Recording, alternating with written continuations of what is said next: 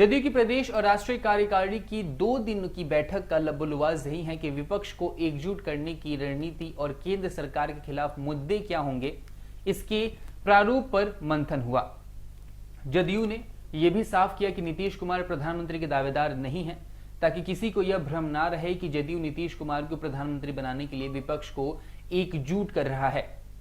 भाजपा की ओर से यह बार बार कहा जा रहा है कि नीतीश कुमार भारतीय प्रधानमंत्री बनने के लिए एनडीए के बाहर हुए हैं। इसी काट में यह बात सामने आई है और इसकी काट में यह बात सामने आई। इसी बीच जदयू ने केसीआर के प्रस्ताव को भी खारिज कर दिया है। 31 अगस्त को पटना पहुंचे केसीआर दिन भर नीतीश कुमार के साथ रहे। अब क्या चाहते थे केसीआर कि उनके प्रस्ताव को खारिज कर दिया है नीतीश कुमार की सरकार ने, या फिर ऐसा कह सकते कि उनकी पार्टी ने। जेडीयू की राष्ट्रीय कार्यकारिणी की बैठक में नीतीश कुमार को 2024 के लोकसभा चुनाव में भाजपा के खिलाफ देश भर में विपक्ष को एकजुट करने के लिए अधिकृत कर दिया गया है। पार्टी की प्रदेश और राष्ट्रीय कार्यकारिणी द्वारा जारी प्रस्ताव पर गौर करें तो यह साफ होता है कि उसका पूरा फोकस भाजपा को केंद्र की सत्ता से धकेलना है, मतलब ऐसा कह सकते बेदखल कर देना है। साथ ही साथ पार्टी ने यह भी माना है कि इसी लक्ष्य को हासिल करने के लिए पूरे विपक्षी पार्टियों को एक मंच पर आना ही होगा। इसमें विभिन्न प्रदेशों के क्षेत्रीय दलों के साथ कांग्रेस और वाम दलों को भी शामिल किया गया है। एक लक्ष्य बनाकर दलों को आपसी मतभेद भुलाकर साथ मिलकर चुनाव लड़ना होगा। तेलंगाना के सीएम के चंद्रशेखर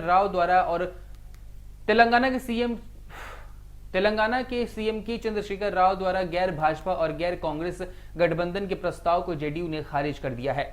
हालांकि जेडीयू ने यह भी संकेत दिया है कि वह राव को भी सभी विपक्षी दलों के साथ लाने की पहल करेंगे। 2 दिन बैठक में हौसले बुलंद दिखाने की भी कोशिश की गई और ऐसा कह सकते हैं कि सरकार को यह बोलने की कोशिश की गई कि अब सारा का सारा विपक्ष आपके सामने खड़ा है। जेडीयू ने अपनी राजनीतिक प्रस्ताव में जिस सबसे अहम मुद्दे के बारे में बात की, उसमें कहा कि जदयू ने अपने राजनीतिक प्रस्ताव में जिसे सबसे अहम मुद्दा बताया, उनमें कहा है कि देश नाजुक दौर से गुजर रहा है।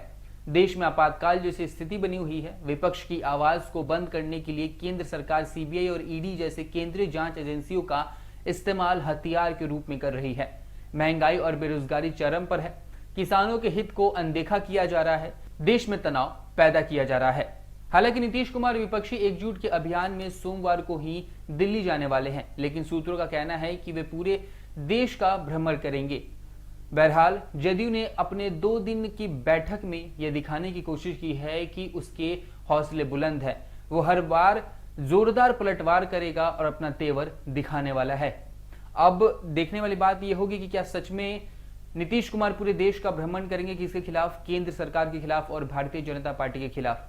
अगर ये होता है तो ऐसा कह सकते हैं कि बहुत बड़ा चेंज आने वाला है। इसके बाद से ऐसा कह सकते हैं कि राहुल गांधी ने भी, यानी कांग्रेस पार्टी ने भी मोर्चा खोल दिया है केंद्र सरकार के खिलाफ और रैलियों पे रैलियां करते जा रहे हैं। और वैसा बताया जा रहा है कि भारत जोड़ो का जो उनका आंदोलन है, वो आंदोलन अब दिल्ली से निकल के पूरे देश तक जाएगा और पूरे देश को संबोधित करेंगे। राहुल गांधी बहुत सारी बातें कही उन्होंने अपने कल के अपने भाषण में। बहुत अहम मुद्दों को उठाया, बेरोजगारी और इसके बाद से जैसे ईडी का, सीबीआई का इस्तेमाल किया जा रहा है, उसके ऊपर भी बात की। विपक्ष को बंद चुप कराने की बात कही। मीडिया पर भी बहुत ज्यादा उन्होंने हमला बोला और मीडिया को बताया कि वो उनकी आवाज नहीं पहुंचाते, इसलिए हम आगे जाएंगे, हम लोगों तक पहुंच के आवाज पहुंचाने की कोशिश करेंगे। और इसी बीच यहाँ पे बिहार से एक और रैली निकल चुकी है और वो रैली है नीतीश कुमार की। नीतीश कुमार भी पूरे देश का भ्रमण करने वाले हैं। देखिए, इतिहास रहा है, जब भी किसी एक पार्टी के खिलाफ, जब भी किसी एक डिक्टेटरशिप के खिलाफ, जब भी किसी एक सरकार के खिलाफ ऐसे नेता एकजुट होते हैं और एक ऐसा कह सकते हैं कि हुंकार भरी रैली निकालते हैं, तो कभी ना कहीं सरकार को नुकसान पहुंचता है। वो चाहे इंदिरा गांधी की सरकार हो या फिर अंग्रेजों का शासन रहा हो। गांधी जी ने भी मार्च निकाला था और जयप्रकाश नारायण ने भी मार्च निकाला था और दोनों का परिणाम वही हुआ जो हम सबको पता है, यानी दोनों ही सफल रही थी। अब क्या लगता है, ये जो हुंकार भरी रैली निकलने वाली है विपक्ष की, कैसी होने वाली है? कमेंट में जरूर बताएं।